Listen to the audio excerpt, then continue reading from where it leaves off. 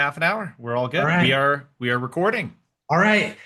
Good morning, afternoon, or evening, whenever you're watching this. Career Management for Engineers, BSE 308 here at UW-Madison. John Shutsky, I'm the course instructor, and I have with me tonight Gus Quade. I'll talk a little bit about how I know Gus here in a few minutes. Actually, he was a student of mine back when I first came back to the BSE department back in 2018 or 2017 and 18, and he took the BSE 508 capstone course. So, Gus, thank you for your time here this evening. We had a little bit of a technology hiccup on my end. I'd like to just have you use that format that I have my students use. We're going to do sort of a present, past, and future format. And I'm just going to jump right in and let you talk about who you are and what you do. Sounds great. So present, past, future. The present. I'm a solutions engineer at Autodesk. So some of you might know Autodesk, maybe because you've used like AutoCAD or Civil 3D, maybe Inventor. But essentially, Autodesk is a software company that makes design and makes software. So that could be CAD, that could be your 3D parametric design, like Inventor, Fusion, Revit, Maya, 3ds Max, things like that. It also is in the make realm, so kind of computer aided manufacturing, other systems for doing like construction. Heck, even Pixar uses our stuff to make animations for movies and make characters. So Autodesk is kind of all over the place, and I have the pleasure of working within our product design and manufacturing solutions. So I really just focus on data and process management for probably about 200 manufacturers and product designers per year. So as a solutions engineer, my job is all pre-sales. I am all about trying to meet with customers, hear what's good, what's bad, where they'd like to get to, and then trying to map that to Autodesk solutions. And I really got here because I had a background as a mechanical engineer at a couple different companies. So I know the persona that I'm selling to, and I know the technology that they need to use. And I partner with a bunch of sales reps and account executives here at Autodesk to help them and partner with them as they're selling to these manufacturing companies and set them up with the right solutions. So that's a little bit of my current Yeah. job. And I can get more into those details about the Yeah. day So, to day, but I we can do that later. Yeah. I thought we could talk a little bit. So you were, as we talked about, and we obviously remembered each other because you were in 508, and we'll talk maybe a little bit. You could talk about your client that you had and a little bit about that experience. But as we were talking before we came on, we were kind of preparing a little bit. I really remembered you from class. We got to the final presentations. This was back when every single student in 508 had to do their own presentation. And I remember you did an outstanding presentation. Do you want to just talk a little bit about what you remember from being in our department and then that 508 client that you had and the project that you worked on? Yeah, so our project was an inherited one. So a previous team had worked on it, and we continued it. They called it the Moomba, so it was like a Roomba, but it was for cleaning cow teats. So it was supposed to be an assistive robot. And really, our project wasn't to make the robot itself, but was to do a set of technology studies to really look at the feasibility of it. And so engineering isn't just making a product necessarily, but it's doing a lot of incremental steps to figure out, is this even a viable product for the market? Is this even possible? Is this even cost effective? Is this even going to be accepted by the marketplace? And so we were kind of doing that. My customer was Dealaval. They are, I would say, an agricultural equipment company, and they have a local office in the Madison area. And as far as the project itself, I remember doing some of the technology studies, actually, playing with Arduinos and making a kind of a little robot to do some, I would say, cow behavioral studies, to answer some questions such as, can a robot withstand a cow kick? Those are some of the things we did too. And then as far as the presentation, it was really just wrapping it up and presenting it, all of the findings. I don't remember it in too much detail, but I remember actually going to one of the parallel parlors. I think it was in Wanakee, and like I still have the video on my computer. Actually, it was like 16 cows. We go through. We're driving through 15 cows, all good, and the 16th cow goes berserk. And we have like first person shooter camera footage from a GoPro, and it just like goes nuts on our Moomba, and it survived, and we collected some data along the way too. So I really remember that part because it was really Well, funny. And as I shared with you, your presentation was very memorable. I actually have the presentation if you want me to download it and send it back to you. But Yeah. you were probably the best presenter. I think we had around 50 to 60 students that semester. And I remember thinking like, wow, this guy's a really, really good presenter. You did share something with me. You did more than just like you were more than a student. You were like, did you tell me you were a drum major?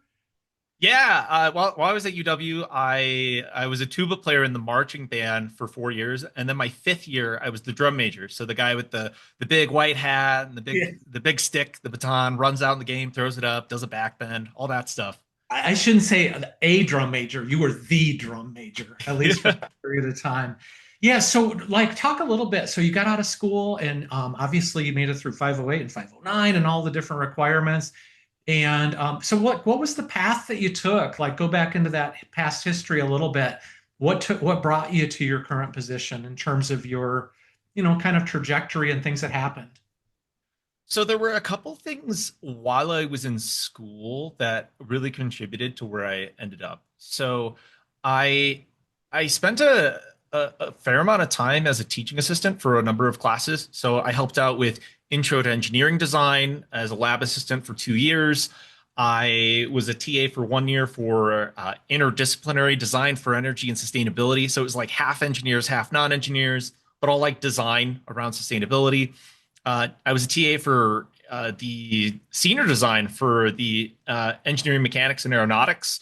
And then I was a TA for 1 semester for Dr. Enix doing biological systems or quantitative techniques for biological systems.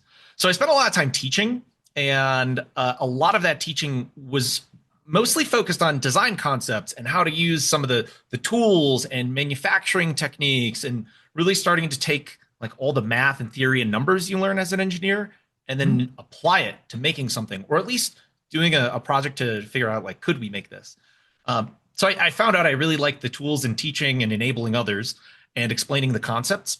I also was like obsessed with SolidWorks, did a bunch of certifications. Like I would just, we all had access to LinkedIn Learning when I was in college. And so I would just like hang out on a couch at one of the student centers and just like watch tutorials for fun because I really liked it.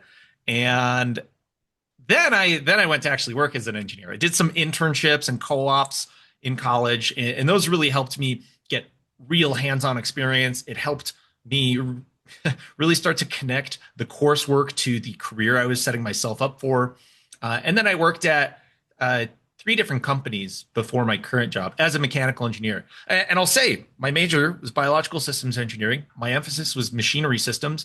And what you'll all probably notice is that there's no company pretty much out there that is hiring for a biological system engineer. So a big part and I would say challenge for all of you is that you have to start to build skills and interests and a resume and kind of a portfolio of projects that brand you to the job you want. So I wanted to be a mechanical engineer. So I just did a whole bunch of stuff and internships and projects and experiences that set me up to be that post college. So first job was at Gilson Inc.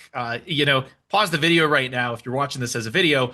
Go look at my LinkedIn. You can go deep on it. But I worked at Gilson Inc. We did benchtop laboratory equipment, robotics for life science labs. I worked at an ice machine company designing ice machines, like the ice machines at Starbucks. If you've had like an iced latte there, like you're welcome.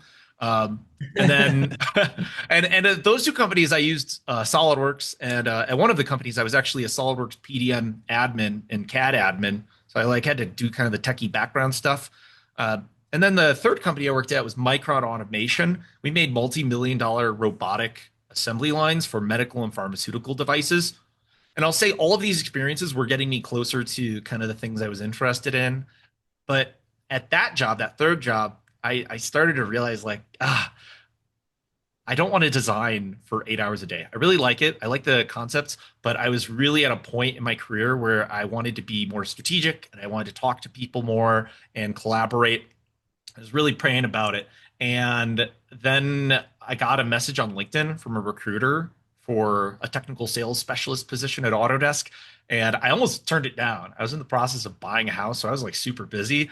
But I was like, I had this New Year resolution to meet with anybody for 30 minutes who wanted to. So I said, sure. And 13 days after that LinkedIn message, I was signing Wow. yes, accepting a job. Uh, so it was like quite the path. What's cool about it is all that experience with teaching and really getting into the tools and like CAD and PDM admining, and then all of those experiences at engineering and manufacturing companies that all fed right into where I'm at and all of the skills and desires and background that I had. So, do you consider yourself to be an extrovert?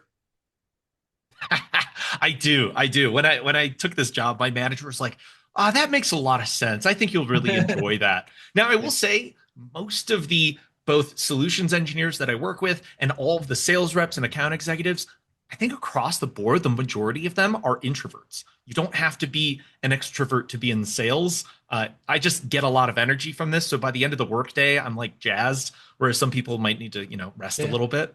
So, I yeah. think I shared this with you.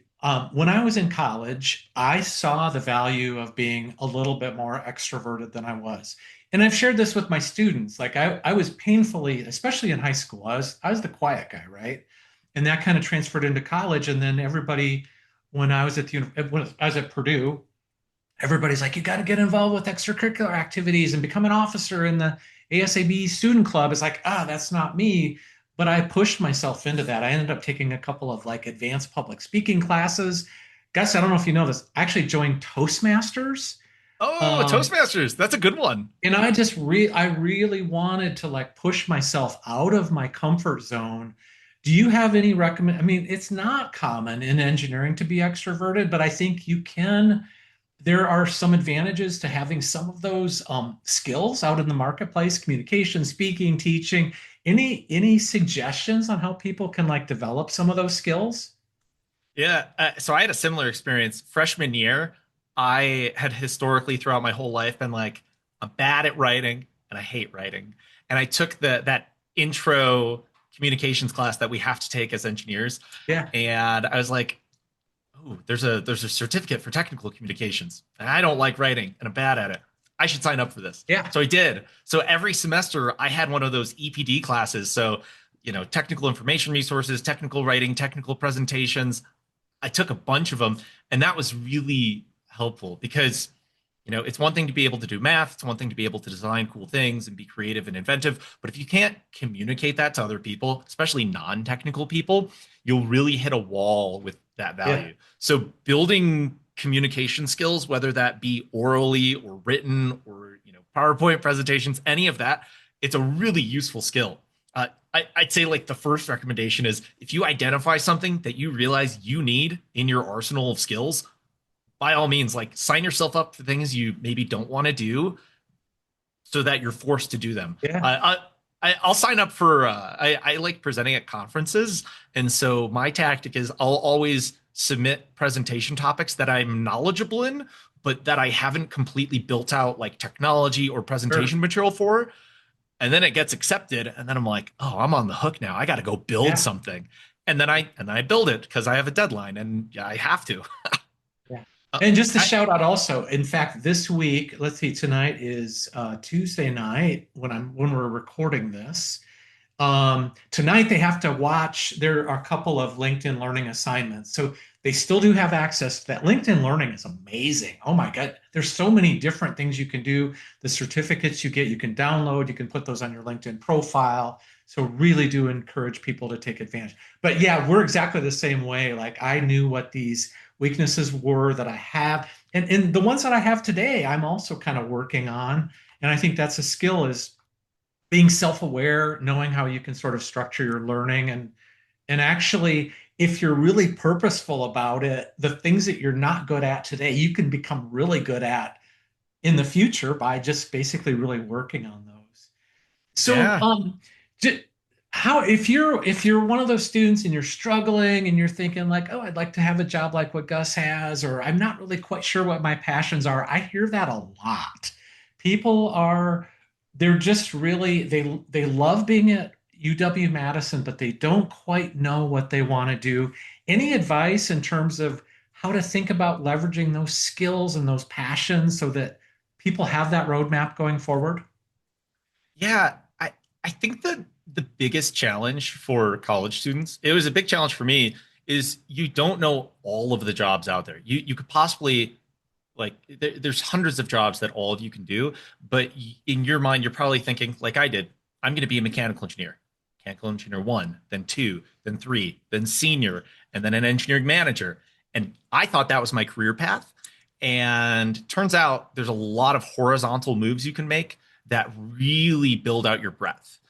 So, like, you can, as an engineer, go work in quality. No one majors in quality engineering, but we need them. And it's a really interesting job. You could be a product manager. You could be that bridge between the customers that you serve and the actual application and, get it done engineering, whether that's a software or hardware product. You could go into sales engineering. You could go into technical marketing. There's so many horizontal moves you could make. As far as speaking specifically to sales engineering, Mhm. comes with a whole bunch of different titles: application engineer, solution consultant, technical specialist. There's a whole bunch of flavors of it. But at the end of the day, all of these roles basically are: you are someone who's technical, you are selling something, whether that be a service or a software product or a hardware product. And your job is to do discovery with a customer. So find Mhm. out, what are your pain points? How do you make decisions? What are you trying to solve? Where would you like to get to? Do you have a business initiative? Can we help you get there? So doing discovery is like half of my job, just getting to know these companies.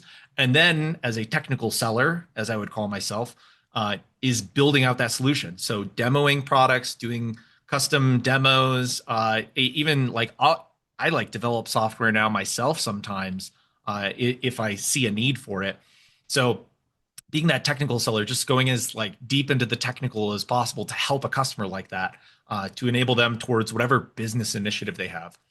I'll say sales engineering is really cool because my job is, it's like an MBA. I get to open up the hood on 200 companies a year, and I get to look at how they operate, the good, the bad. Wow, that's really interesting. Wow, that's like could really use some improvement. And it's different every day. I might be working with a bike manufacturer in the morning, and then midday I'm working with someone who makes gas generators that go on like aircraft carriers, and then in the afternoon I might be talking to a furniture company. Anyone is fair game for me, and it keeps it really interesting. It sounds Now, like it's like never boring. it's never boring. That's part of it. Is like I like I like engineering, but I don't want to work for one company. In this job, I get to work for 200 companies a year. Now I go to greater depths with different companies. Some maybe I talk to them a couple times and that's it. For others, I might be meeting with them every single week for Yeah. multiple years. I Now, as far as how to get into a position like this, there's a couple ways, but the best way is you need domain experience. You need to either know the tools, know the personas, know the workflows, know the companies really well. And so if you want to be like a sales engineer of some flavor, go work for two or three companies. Go get experience. Learn what their pains are, what they care about, what's bad, what's good. Because then when you come to a position like this, you partner with account executives and sales reps who they don't know anything sometimes about like manufacturers or product design or whatever you're selling into.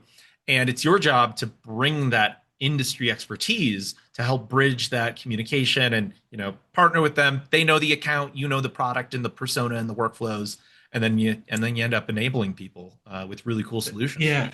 So I mean, you can be the world's greatest presenter and communicator, and obviously you've developed a lot of those skills. But the technical side of it, you got to be really solid to be trusted and to understand what's going on and all that.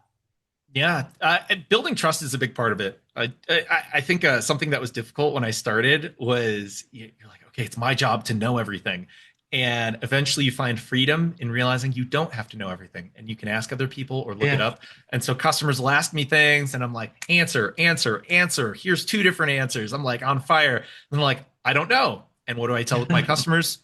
I don't know, but I can find out and I'll get back to you. Oh, such a freeing answer, and so honest too, because then people know that everything you've said up to that point is true because you're willing to admit when you don't know something. Um, One other just quick thing, because I think a lot of, what I really wanted to talk with you. And by the way, I appreciate you doing this. I reached out to you. It might have been back during the pandemic, or you might have reached out to me through LinkedIn. And it's like, if you ever need a speaker for 308, and like, I'm really super glad we connected. But on this whole communication piece and your excellent communication skills, I think a lot of times students think like, oh, I've got to be like a fancy presenter and be really good with small talk and stuff like that. Wouldn't you say that a huge part of communication is about listening, the skill through of listening is Listening, big skill. I'll say two big things with communication. One, storytelling is important. So being able to, take someone from the beginning, why does this matter? How are we going to solve a problem? What do you get at the end? Some sort of framework. So storytelling is a really important skill. But as far as listening, that's super important because then it offers me the opportunity to create clarity. I can't create clarity if I don't understand what's unclear or confusing to the person I'm talking to. And so that's a big part of communication is just active listening, figuring out how can I clarify things. And I'll say like fewer words make a bigger impact. People think communication's about like, oh, being verbose and yeah, the small talk yeah. and saying a lot. And really, the more you say, the more you kind of dilute what you're trying to get across. And so if you can say something short, concise, and very clear, it makes a really big impact. And I think we all need to be heard. And when we're heard, that builds a bond, it builds connections with people. It also, when you can repeat back to them what their pain points are or the needs that they have, it shows that you're empathetic and that's what builds trust and connection, at least in my opinion. Oh yeah. That's a daily part of the job, especially when you're first meeting someone and you're building that trust, building that relationship. Like I'll it sounds silly, but so many conversations when talking about just like CAD file management, I'll talk to them and be like, yeah, I'm sure like no one at your company, labels a file final, revision B, final, right? And for folks that have done a lot of like CAD design, maybe that resonates with you. If you haven't, it's kind of an inside joke, but version and revision management, it's very difficult and it's a very painful topic for people. And so being able to just come and say like, hey, even with a little cracking a joke, I know this is a really hard part of what you do. Don't worry, we'll help out. Uh, Man, everyone connects to that. I'm in the process of using Claude Code to go back into 20 years worth of work product and rename files and organize them. So yeah, I'm right there with you on that one. Feel that. So Yeah, you I you should use GitHub, right? GitHub. It's a great file repo. in the future, I am going to move toward a different system. So I know we Mhm. just have like about 5 minutes here to get things wrapped up. I'd like to first of all, I'm going to ask you in a moment if you could give like those 3 to 5 tips. You're a new grad, like what are some really key crucial things? But if you could, maybe include in that. I know that there are students that are currently setting up their LinkedIn profile, and some of them are really, it's almost like they're frightened to connect with professionals out in the outside world. So if you could talk a little bit about that, like, would you mind if students connected with you and what recommendations? And the other thing in those 4 or 5 tips, right now people are kind of freaked out, myself included, about AI. Like, what does that mean Mm. in the future for engineering roles and jobs and careers? So, yeah, give us your sort of like 4 or 5 final words of wisdom. And if you could just touch on AI and a little bit on LinkedIn, that would be helpful. Oh yeah. Okay. So I'll do early career, I'll do LinkedIn, and I'll do AI. I can do Okay. all of them. I'll keep it to four or five. So something that really helped me at every company I worked at, if you're like a mechanical engineer or you're a civil engineer or you're going to work at a company, show up in person. Notice I'm in an office right now. It's Tuesday after a holiday. There's like five people here, but some days it's really busy at my office. And showing up in person, one gives you like that context shift from your couch to your office, and there's something about it that helps you get a lot of work done. It makes you really productive. Two, I'm here and I can connect with people. So when I was an engineer, I'll use that one as a better example. I would walk from R&D, research and development, to our fabrication department because I was having prototypes made. And along the way, I would pass by every department. I'd pass by procurement and quality and marketing and some of our assembly. And some people would think like, I shouldn't mingle with other folks. I don't want to talk to the shop floor. Oh, I don't want to talk to, procurement. Talk to everyone you can. Figure out like, what's your job? How do you do that? How do we interact within our jobs? What's hard for you? If I could make your job easier, how would that look? Um, that helped me learn how the companies I worked for worked. How do we make money? It's How, oh, FaceTime, being face yeah, to face with people. face to face. It's both a place to get better ideas, learn how your company works, and then they see who you are. So maybe if there's a cool opportunity, they might tap on your shoulder because they know you exist and they know that you're interested in things. So yeah, big one like FaceTime with people, whether that's walking from one department to the other or, if you're virtual, hit people up on Slack or Teams, whatever you use to message. So that's a big one.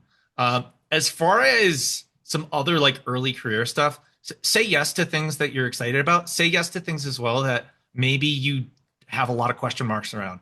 Because early career, I don't think there's really wasted experiences. You'll find out what you either do like or what you don't like, and that's valuable either way. Say yes to a bunch of stuff. LinkedIn, yes, connect with me. All of you, go to my LinkedIn page, connect with me. Sometimes I do like live sessions where I show software. I have a profile. It's not the best profile, but it's a good profile, I think. Feel free to look at it. Just put some stuff on there. It can be a resume. It can just be like the highlights if you want.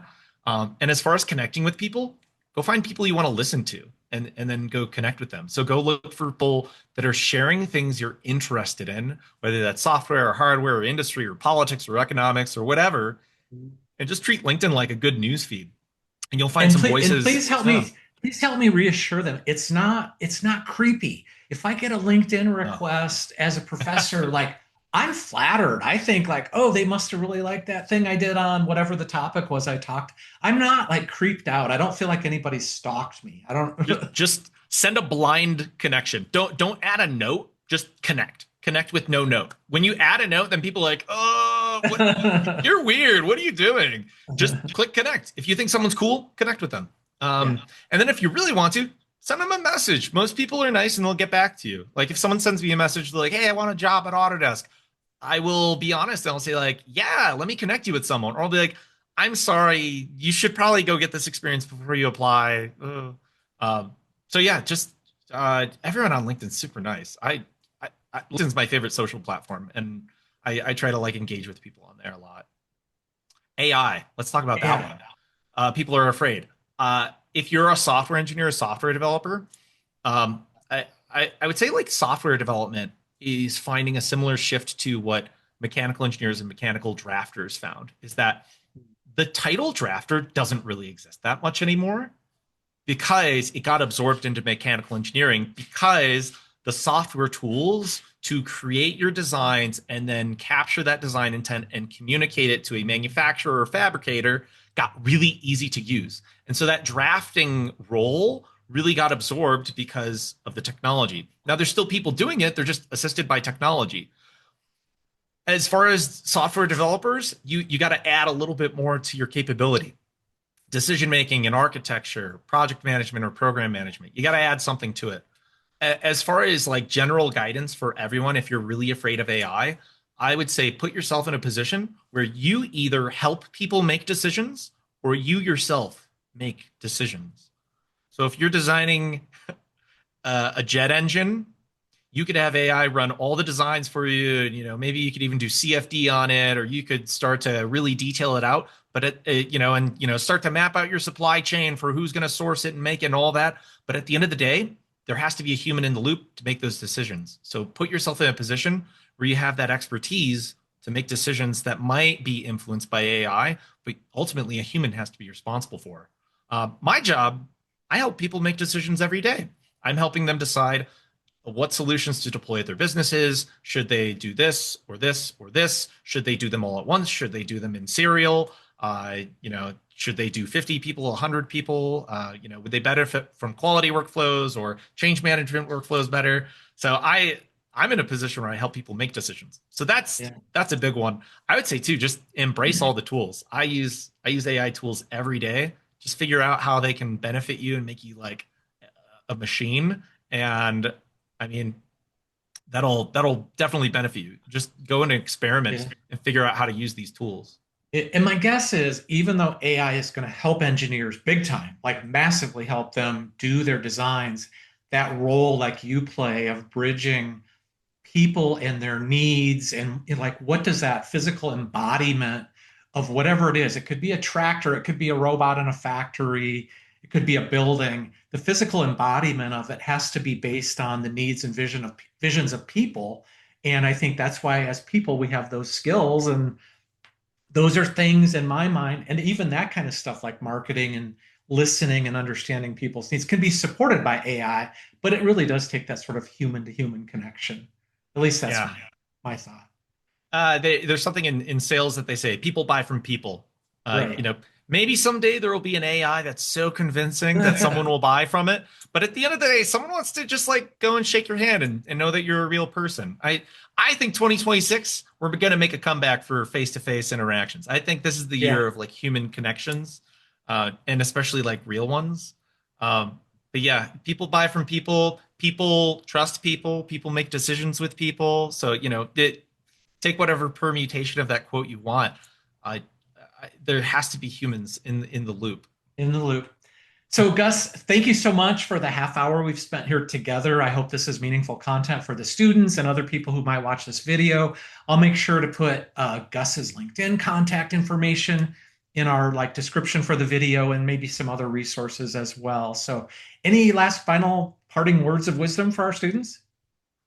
Call to action. Connect with me on LinkedIn. Pepper me with questions. Hit up my DMs. Like it's not creepy. Just come on in and ask them. Who knows? Maybe we could even do another session like this, and we can just all get together. As far as wisdom to help you in your career, try things out. Don't be afraid to learn a new tool, learn a new skill, take on a project, do something that's like not perfect, and tell the world about it. Just take a chance on some of those things. You'll learn a bunch, and you'll probably have fun doing it as well. But don't keep it to yourself, share it with other people. Gus, thank you so much for your time tonight. Look forward. Hopefully, it's not 8 years until I see or talk with you again.